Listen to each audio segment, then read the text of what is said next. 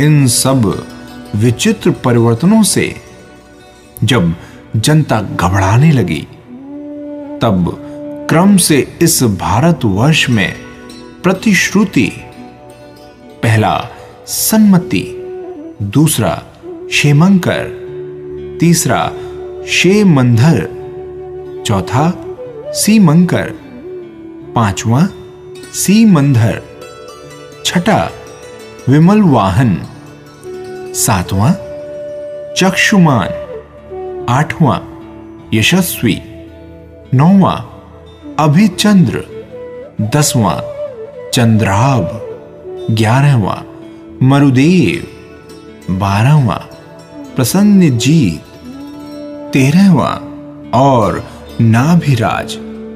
ये 14 महापुरुष हुए।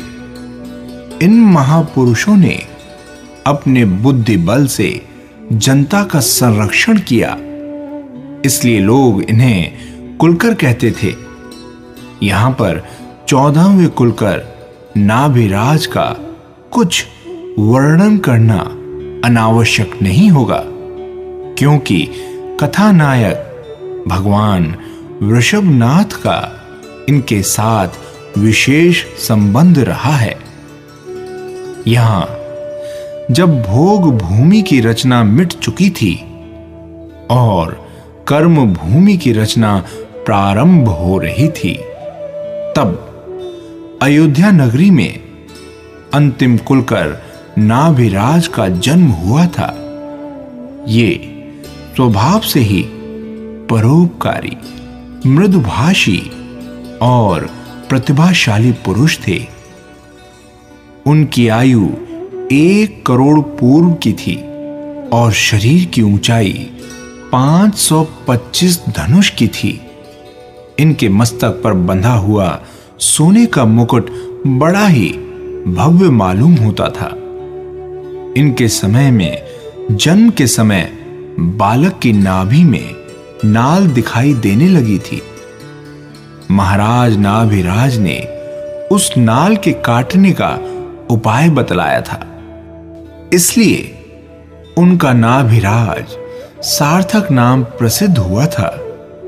इन्हीं के समय में आकाश में श्यामल मेघ दिखने लगे थे और उनमें इंद्रधनुष की विचित्र आभा छिटकने लगी थी।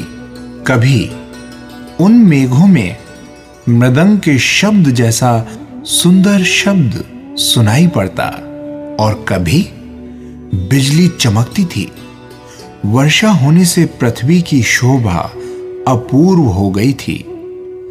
कहीं सुंदर निर्झर कलरव करते हुए बहने लगे थे, कहीं पहाड़ों की गुफाओं से इठलाती हुई नदियां बहने लगी थीं, कहीं मेघों की गर्जना सुनकर वनों में मयूर नाचने लगे थे।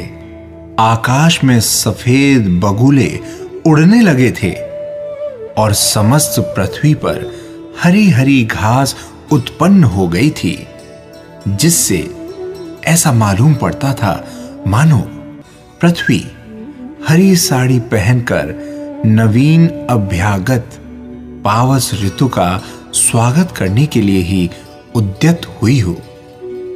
उस वर्षा से खेतों में अपने आप तरह तरह के धान्य के अंकुर उत्पन्न होकर समय पर योग्य फल देने वाले हो गए थे।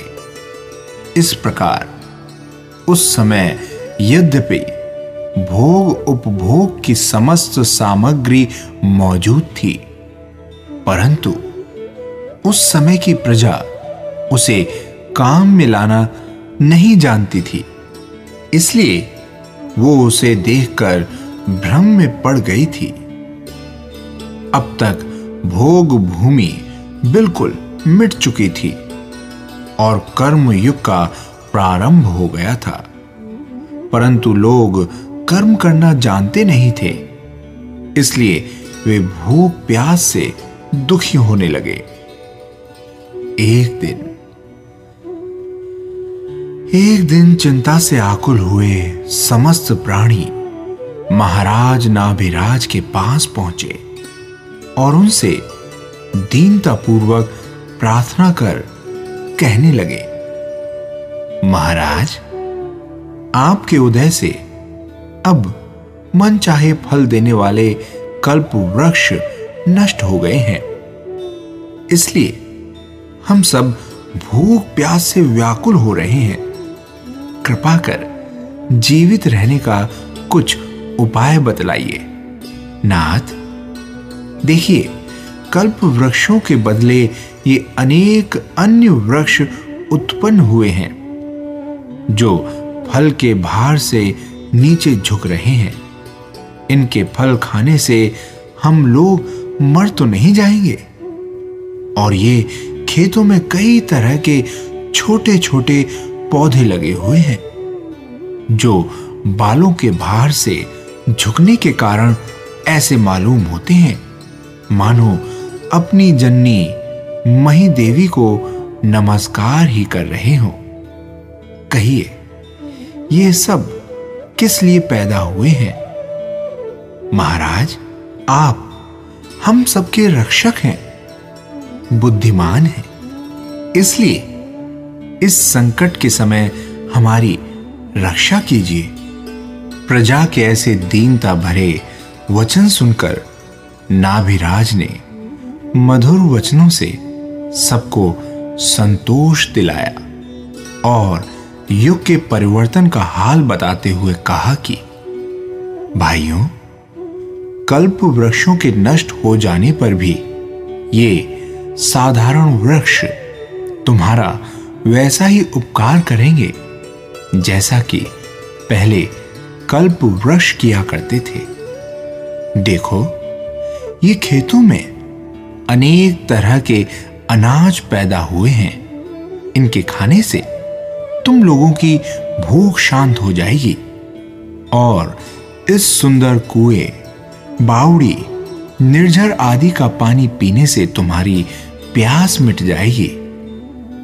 इधर देखो, ये लंबे लंबे गन्ने के पेड़ दिख रहे हैं जो बहुत ही मीठे हैं। इन्हें दांतों अथवा यंत्र से पेलकर इनका रस पीना चाहिए।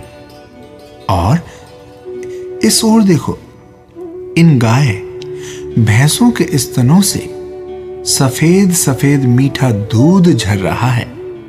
इसे पीने से शरीर पुष्ट होता है और भूख मिट जाती है। इस तरह दयालु महाराज नाभिराज ने उस दिन प्रजा को जीवित रहने के सब उपाय बतलाए तथा हाथी के गंड स्थल पर थाली आदि कई तरह के मिट्टी के बर्तन बनाकर उन लोगों को दिए एवं आगे इसी तरह का बनाने का उपदेश भी दिया।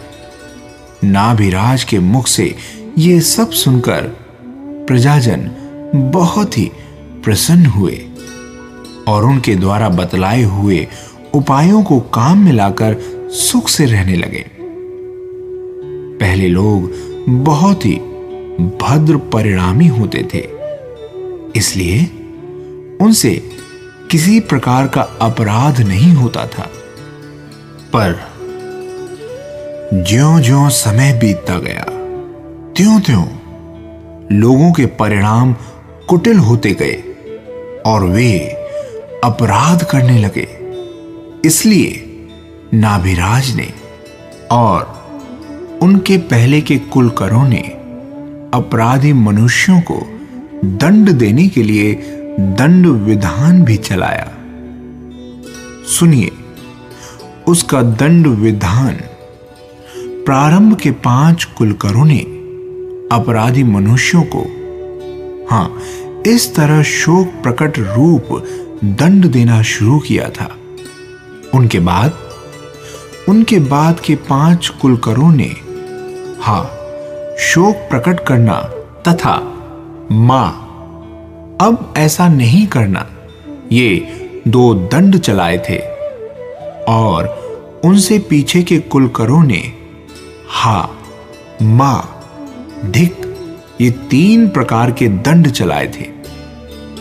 नाभिराज की स्त्री का नाम मरुदेवी था।